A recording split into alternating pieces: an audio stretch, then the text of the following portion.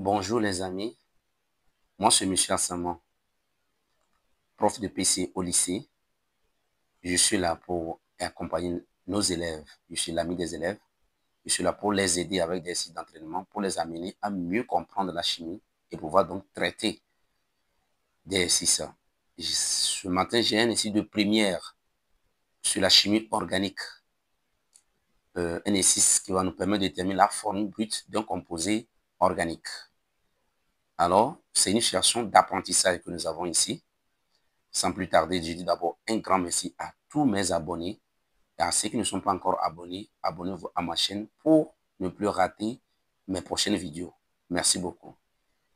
Mais n'oubliez pas de liker quand même et activer donc la cloche de notification. Merci beaucoup. Sans plus tarder, nous allons donc démarrer avec notre exercice. On dit, au laboratoire de chimie de ton établissement se trouvent des bouteilles contenant les produits chimiques.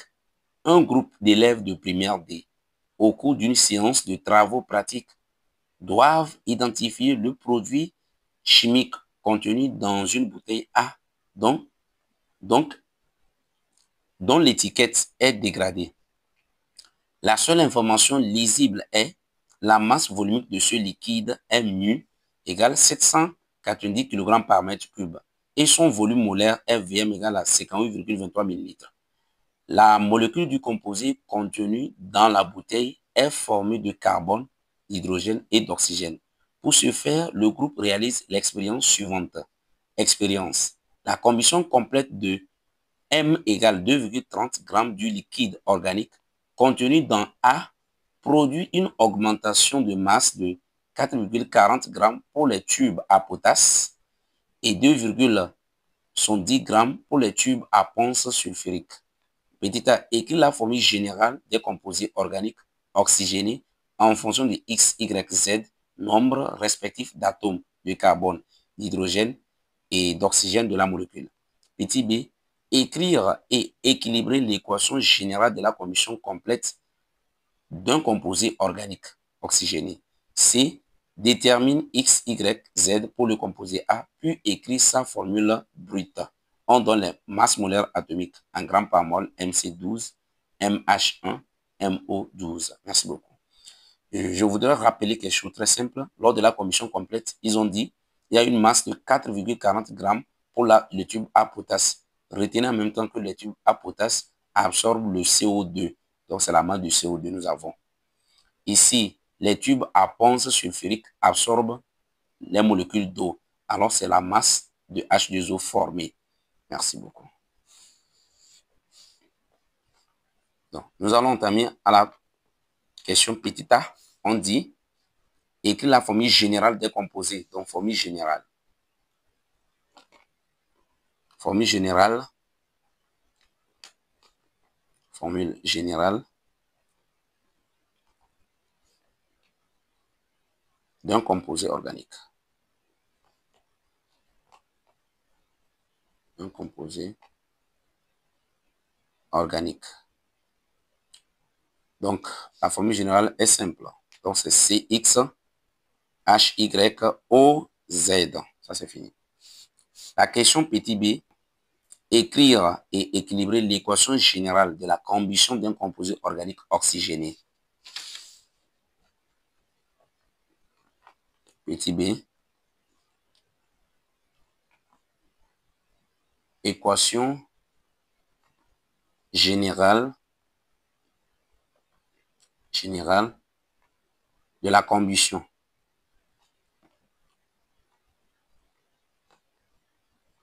D'un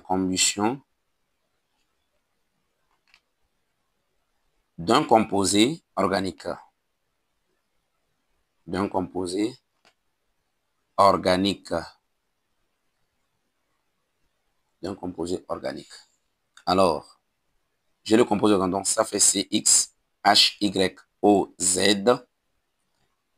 plus maintenant O2 donne CO2 plus H2O. En fait, nous avons donc une vidéo qui nous montre comment équilibrer ces genres d'équations. Donc, on va aller mentionner, on va encore expliquer. Si nous mettons le paramètre alpha ici, nous mettons bêta et nous mettons gamma par exemple. On va aller. Conservation de la matière.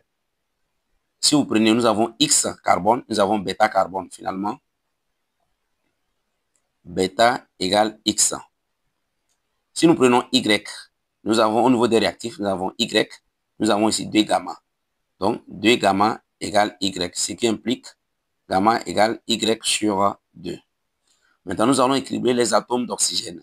Nous avons Z, donc on écrit Z, plus 2 alpha, donc on va déterminer alpha, est égal à quoi? 2 bêta, voilà, plus gamma. Alors, on va tirer 2 alpha. Suivez bien. 2 alpha est égal à quoi? 2 bêta plus gamma moins Z. Je vais remplacer bêta. Donc, bêta, c'est X, donc 2X. Gamma, c'est quoi? C'est Y sur 2 moins Z. Donc, 2 alpha égale à ceci. Maintenant, trouvons alpha. Alpha est égal à quoi? Nous allons diviser ça là par 2, ça aussi par 2, ça aussi par 2. Donc, on obtient X plus, si vous avez Y sur 2, le tout sur 2, ça fait Y sur 2 fois 2. Donc, ça fait Y sur 4. Moins maintenant Z sur 2. Alors, on va maintenant réécrire l'équation bilan de la combustion générale. CX, HY, OZ, plus maintenant X plus Y sur 4, moins Z sur 2, O2, donne maintenant XCO2, plus Y sur 2, H2O. Voilà, c'est ça l'équation de la combustion générale. La dernière question, petit c, détermine X, Y, Z pour le composé, puis écrit sa formule brute. Nous sommes ici. Alors, petit c, valeur, on va monter un peu, valeur de X, Y et Z d'abord. Mais pour ce faire, il faut d'abord déterminer la masse molaire.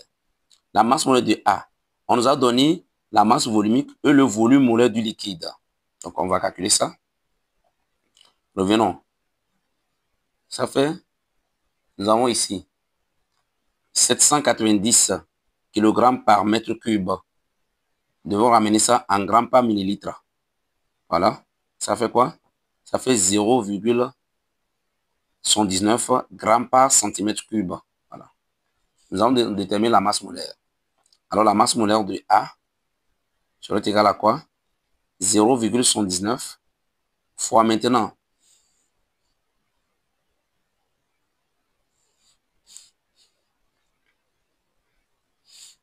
Bon, la formule, c'est c'est mu fois volume molaire. Pardon. Donc, ça fait mu fois volume molaire.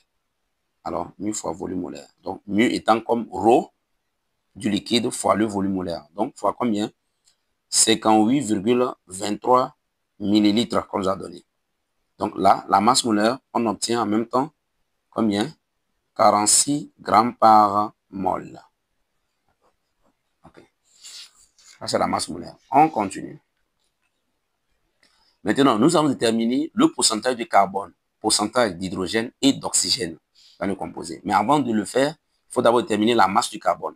MC, ça fait 3/11e de la masse de CO2. Mais avec cette relation, nous pouvons aller directement pour déterminer le pourcentage d'hydrogène. Donc, pardon, le pourcentage de carbone. Le pourcentage de carbone, ça fait la masse du carbone sur la masse du composé, MA. Donc, nous remplaçons donc la masse du carbone par cette formule-là. Ça fait quoi? 3MCO2 sur quoi? Sur 11 fois la masse du composé fois 100. Voilà. Alors, dès que vous remplacez, faites l'application numérique, on obtient 52,17. Pourcentage de H maintenant. On va terminer ça.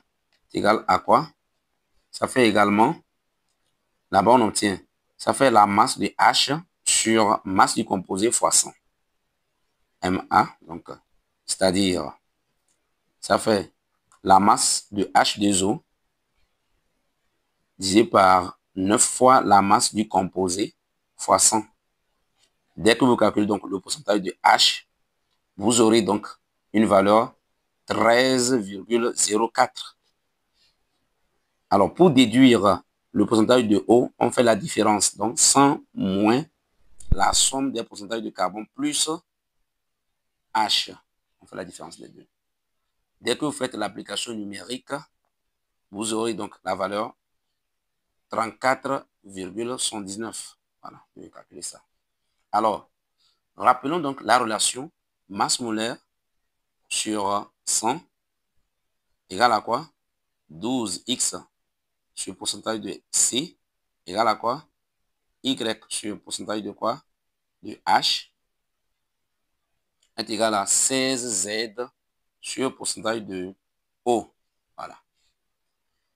Avec ceci, on peut rapidement trouver X. X serait égal à quoi? La masse molaire de A fois le pourcentage de carbone sur 1200.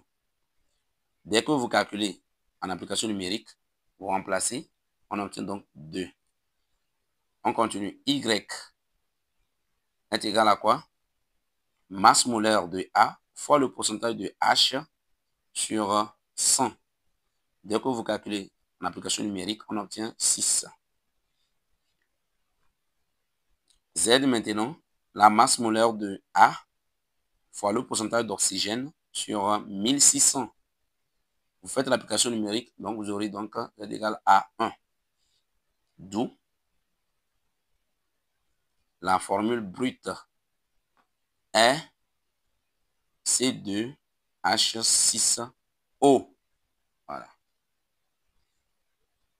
Donc, nous sommes arrivés à la fin de notre exercice. Merci beaucoup. Abonnez-vous à ma chaîne. N'oubliez pas de liker la vidéo. Faites des commentaires. Écrivez-moi en commentaire si vous avez des difficultés. Ensemble, nous allons donc expliquer les choses.